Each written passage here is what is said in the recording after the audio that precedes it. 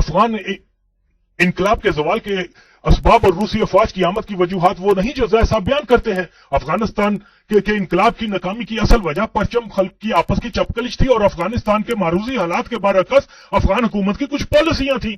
اور روسی افواج کی آمد یہ تھی کہ وجہ یہ تھی کہ امریکہ افغانستان میں اپنے زر خرید ضیاء الحق احمد شاہ اور حکمت یار وغیرہ کے ذریعے اس خطے میں اپنا اثر رسوخ قائم کرنے اور کمیونسٹوں کے بجائے دہشت گردوں کی حکومت کا خواہاں تھا تاکہ یہاں سے وسط ایشیا کی روسی ریاستوں میں انتشار پیدا کیا جا سکے, ترکی کی طرح افغانستان میں اپنے مسائل کے اڈے قائم کیے جا سکے. اور جب ترکی کو حفیظ اللہ امین نے قتل کر دیا اور انتشار اور خود صدر بن گیا تو اس نے سور انقلاب کے دفاع کے نام پر بے شمار لوگوں کو قتل کرنا شروع کر دیا, جس سے پوری افغان قوم متاثر ہوئی اور اس صورتحال کا بھرپور فائدہ افغان دہشت گردوں نے اٹھایا. دوسری طرف حفیظ اللہ امین روسیوں کی نظر میں مشکوک ہو چکا تھا کہ وہ یہ سمجھتے کہ ہو سکتا ہے کہ امین امریکی ایجنٹ ہے, انقلاب کو عوامی طور پر ناکام کرنے کے لیے عوام کو بے مقصد ہلاک کر رہا ہے. روسیوں کی نظر میں امین مشکوک اس لیے بھی تھا کہ ترکی دور میں کابل میں جس امریکی سفیر کا اغوا کے بعد ہوٹل کابل میں قتل ہوا تھا, اس سفیر کو کے جی بی کے ساتھ اس کے خفیہ مراسم تھے اور اسی سفیر نے سب سے پہلے کے جی بی کو امریکی مداخلت افغانستان کے اوپر جو ہے وہ معلومات فراہم کی تھی. روسیوں کا شک یہ تھا کہ امین نے سی آئی اے کی حمایت پر پہلے اس سفیر کو اغوا کروایا اور پھر قتل کروا دیا. اور اتفاق کی بات یہ ہے کہ امریکی سفیر اپنے قتل سے چند روز قبل ہی سی آئی اے سے یہ معلومات طلب کر رہا تھا کہ کیا امین ہمارا بندہ تو نہیں, اور پھر اچانک اس کا قتل ہو جانا. اس لیے روسی امین کی طرف سے کافی فکر مند تھے اور جب امین خود صدر بن گیا تو اس نے روسی اجازت کے بغیر کابل میں امریکی سفارت کے اہلکاروں سے چند دن بار ملاقاتیں کی اور ان ملاقاتوں کی تفصیل اس نے روسیوں کو بھی نہیں بتائی. اس دوران افغان حکومت نے امریکی ساخت ڈی سی 10 طیارے بھی خرید لیے, جس سے کے جی بی کا یقین اور شک اور پختہ ہو گیا کہ امین امریکی ایجنٹ ہے اور وہ بہت جلد امریکی افواج کو افغانستان میں اڈے بھی دے دے گا. کے جی بی نے امین کو قتل کرنے کے لیے چند بار زہر بھی دی مگر پھر بھی وہ زندہ رہا. ادھر روس امریکی سالٹ مذاکرات میں بھی امریکہ کے سخت رویے کی وجہ سے وہ مذاکرات بھی ناکام ہو گئے, جس پر روسیوں نے یہ اندازہ کیا کہ کیونکہ امریکہ افغانستان میں اپنے اڈے قائم کر کے وہاں پر بھی مسائل نصب کرنا چاہتا ہے, اس لیے روسیوں نے اس فکر پر کہ کہیں حفیظ اللہ امین امریکہ سے کوئی معاہدہ کر کے امریکیوں کو افغانستان نہ لے آئے, اس سے پہلے کہ امریکی افغانستان میں آ جائیں روسی افواج وہاں بھیج دی جائیں. اور چند درخواستیں بھی افغان حکومت کی طرف سے روسیوں کے پاس تھی فوج بھیجنے کی. لہذا دسمبر 79 کو روسی افواج افغانستان وارد ہو گئی اور سب سے پہلے انہوں نے امین کو قتل کیا. یہ ایک اصل وجہ تھی روسی فوج کی افغانستان آمد کی. جیسا کہ زید صاحب بار بار یہ بات کرتے ہیں گرم پانیوں کے لیے سب کچھ کیا گیا, تو فرض کیا کہ روسیوں کا ہدف یہی تھا تو وہ 1 لاکھ کی بجائے 3-4 لاکھ فوج لے کر آتے اور اپنی ریگولر ریڈ آرمی لے کے آتے اور کچھ ہی مدت میں افغان مجاہدین کا صفایا کر کے پاکستان کا رخ کرتے. لیکن کیونکہ روسیوں کا مقصد یہ نہیں تھا, وہ افغانستان صرف اس لیے کنٹرول کرنا چاہتے تھے کہ یہاں کوئی شدت پسندوں کی حکومت نہ بن جائے جس کو امریکہ استعمال کر کے وسط ایشیا کی مسلم ریاستوں میں انتشار پیدا نہ کر پائے. اس لیے روسیوں کی تمام تر توجہ دفاعی تھی. یہی وجہ ہے کہ افغانستان کے شہروں کا دفاع کیا جاتا تھا اور اگر ان کا مقصد آگے آنے کا ہوتا تو وہ مجاہدین سے تمام سرحدی علاقے خالی کروا کے آگے آنے کا راستہ بناتے. روسی کبھی بھی سرحدی علاقوں پر قبضہ کرنے کی پالیسی پر نہیں تھے.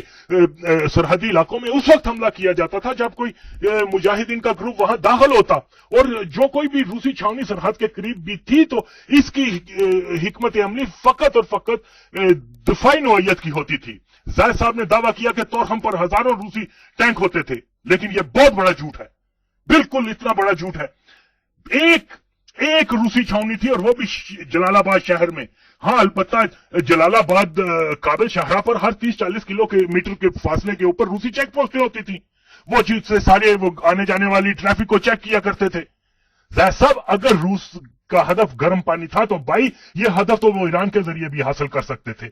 پاکستان اور روس میں تو افغانستان حائل تھا. پاکستان آنے کے لیے ہندو کش کا انتہائی دشوار گزار راستہ اور جنگجو مجاہدین اور دہشت گرد اور وہ سب کچھ وہاں تھے. اور دوشنبے شہر سے گوادر کا فاصلہ بھی تقریباً 1600 کلومیٹر بنتا ہے. عاشق آباد سے ایران کی گرم پانی بندرگاہ बंदर अब्बास का फासला 1100 मीटर से भी कम है, और सारा रास्ता मैदान, पुख्ता सड़कें, टैंक हो या ट्रक, सीधे गर्म पानी तक का सफर आसानी से तय हो जाता है। वाह ज़ाहिर साहब, कितने बेवकूफ थे रूसी भी, गर्म पानी आने के लिए, हासिल करने के लिए रास्ता भी ठीक मुंतखब ना किया। और फिर 50 की दहाई ईरान में मुसद्दक की हुकूमत थी जो कि अमेरिका मुखालिफ था। इस हुकूमत के बहुत से वजीर रूस नवाज भी थे।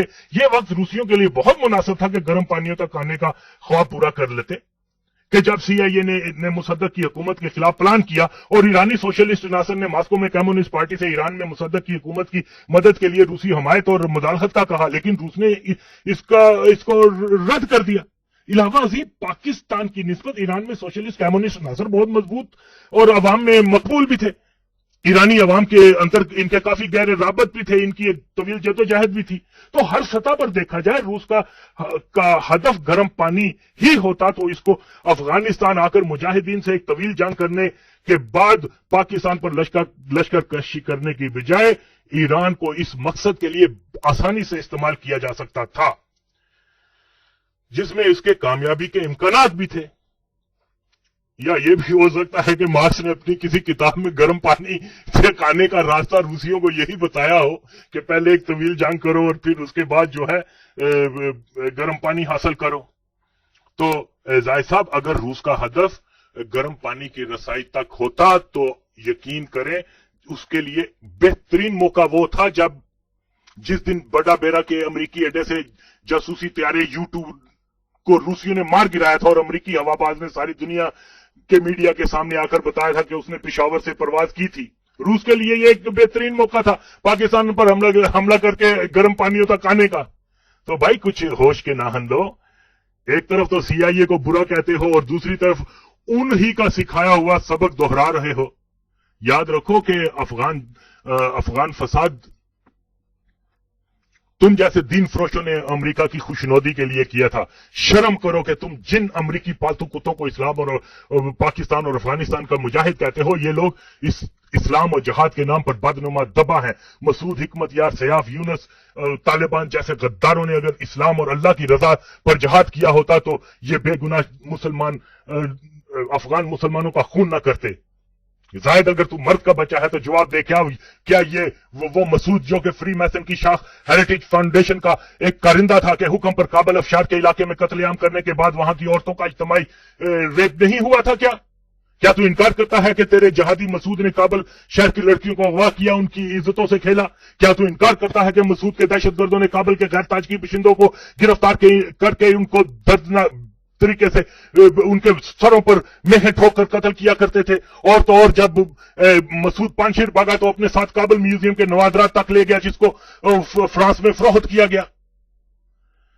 यह तेरा हिकमत यार जहादी जिसके दहशतगर्दों ने काबल मुकरयान कोना के शहरी रिहायशी बशिंदों को कत्ल करके औरतों की इज्तिमाई आबरूरेजी की, जवान लड़कियों को अगवा करके अयाश अरबों को फरोख्त कर दिया गया। और ऐसा ही हाल सियाफ बेदीन तालिबान का था।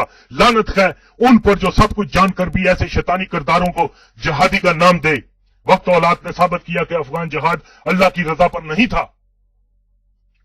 बल्कि अल्लाह के दुश्मनों यहूद और नसार की मंशा पर था। और जो जहाद अल्लाह की रजा पर हो, अल्लाह उसका समर भी अता करता है। आप देख रहे हैं कि अफगान जहाद में क्या मिला। लाखों कलमा गो हलाक, लाखों यतीम बच्चे लावारस हो गए, जिनको आज ईसाई मशीनरी मगरब ले जाकर ईसाई बना रही है। लातादाद औरतें बेवा हुई, जिनमें से अक्सर को जैद के जहादियों ने जिस्म फरोशी पर लगा दिया। भूख, नंग, अफलास, फिरका परस्ती, नस्ली और कौमी नफरतें, मुंशियात, असला, खुद का शमले, पाकिस्तान की सालमियत को खतरा और फिर इस्लाम दुश्मन कुत्तों का इस खित्ते में आ जाना। क्या ये जहाद का ये समर होता है? साहब शर्म करो, फसाद को जहाद कहना बंद करो। जो लोग इंसान कहलाने के हकदार नहीं, जिनकी बर्बरियत जानवरों से बदतर है, जिनका किरदार शैतान से भी गंदा है, तुम इन वैश्यों को जहादी कहते हो? शायद अगर हिम्मत है तो आओ जवाब लाओ। ये हमारी गलती थी, शदीद गलती थी। नतीजा ये होता। और दूसरी बात, अहमद शाह मसूद पाकिस्तान आया भी नहीं था, उसकी पब्लिक रिलेशनिंग इस्लामाबाद में कोई इतनी अच्छी भी नहीं थी।